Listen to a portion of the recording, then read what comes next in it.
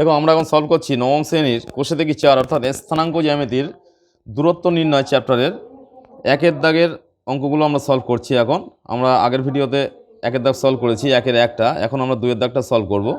অঙ্কটা আছে মূল বিন্দু থেকে নিচের বিন্দুগুলোর দূরত্ব নির্ণয় করো। মূল বিন্দু বলতে 0 0 বিন্দু থেকে নিচের বিন্দুগুলোর দূরত্ব বার করতে হবে। তাহলে এখানে দুইয়ের দাগের অঙ্কটা কী আছে, 3 - 4। তাহলে আমরা এবার মূল বিন্দু থেকে 3 - 4 বিন্দুর দূরত্বটা দেখো কীভাবে বার করছি। তাহলে মূল বিন্দু থেকে 3 - 4 বিন্দু দূরত্ব বার করবো। দেখো সেই একইভাবে একটা আমরা লেখচিত্র অঙ্কন করে নিয়েছি। সেই লেখচিত্রে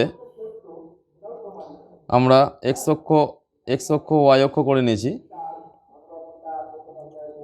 এখানে মূল বিন্দু বলতে 0 0 বিন্দু, এখান থেকে এ বিন্দু আমরা ধরে নিয়েছি, 3 - 4 বিন্দুটাকে আমরা এ বিন্দু ধরে নিয়েছি। তাহলে এটা এক্স মানে এক্স হবে, এটা ওয়াই হবে।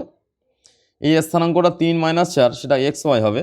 তাহলে মূল বিন্দু বলতে 0 0 বিন্দু, 0 0 বিন্দু থেকে 3 - 4 বিন্দুর দূরত্ব নির্ণয় সূত্র কি আমরা থিওরিতে বলেছি, √x² + y², এটা হচ্ছে সূত্র। তাহলে এখানে এক্সের মানটা দেখো বসিয়ে দিচ্ছি, 3 বসিয়ে দিলাম, প্লাস ওয়াইয়ের মানটা বসাচ্ছি, ওয়াইয়ের মানটা -4 বসিয়ে দিলাম। তাই 3 মানে 3 × 3 = 9, 3 স্কোয়ার করলে আর -4 স্কোয়ার করলে কী হবে, -4 স্কোয়ার করলে হচ্ছে দেখো -4 × -4, তাহলে কত, মাইনাস মাইনাসে প্লাস হয়ে যাচ্ছে, আর এখানে 4 4 16, তাহলে +16।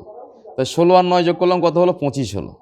25-এর বর্গমূল কত, 25-এর বর্গমূল থেকে আমরা একটু ভেঙে দিই, এখানে তোমাদের বুঝতে একটু সুবিধা হবে হয়তো। 5 × 5, তাই কত হলো, দুটো 5 থেকে বাইরে একটা 5 আসলো, এত একক। এটা হচ্ছে কি, এটা হলো, তাহলে মূল বিন্দু থেকে 3 - 4 বিন্দু দূরত্ব আমরা বার করলাম 5 একক। নিচে একটু ল্যাঙ্গুয়েজ দিয়ে লিখবে, যে কি লিখবে, যে মূল বিন্দু থেকে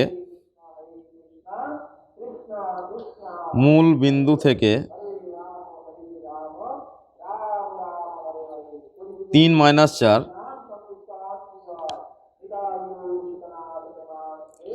বিন্দুর দূরত্ব